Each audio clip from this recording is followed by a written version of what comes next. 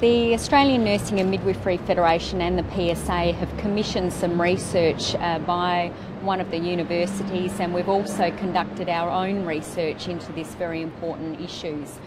We know that these three local health network reports were released some 6 weeks ago, and we have been in progress working through those reports and providing an analysis of them. We believe, and the university material demonstrates also, that there are some very serious questions regarding the validity surrounding those reports. There are questions, very serious questions, regarding the methodology and the logic underlying those reports. Our research shows that the situation is not as is asserted in those reports. The situation is that South Australia has a very low-cost health system, and in fact we're performing extremely well in terms of things like relative stay index. We are absolutely all for a system that improves outcomes for patients and of course the workforce, who are trying very hard to service the community.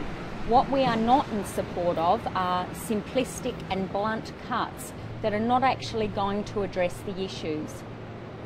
If the state government and SA Health is serious, and they are serious about having efficiencies and productivity outcomes that actually benefit the community, then we don't believe that that could possibly be achieved by simplistic, blunt cuts to the system. We believe that the system is already under significant pressure.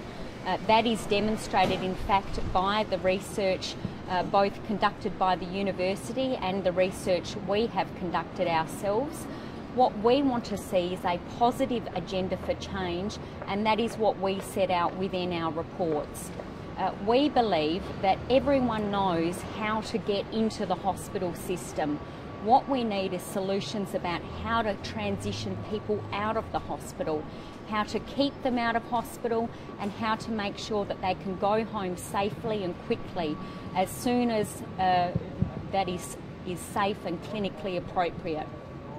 That is why we have made recommendations in our submissions that go to the heart of these issues, and that is, how do we enable what is a very pressured health workforce to support positive patient care?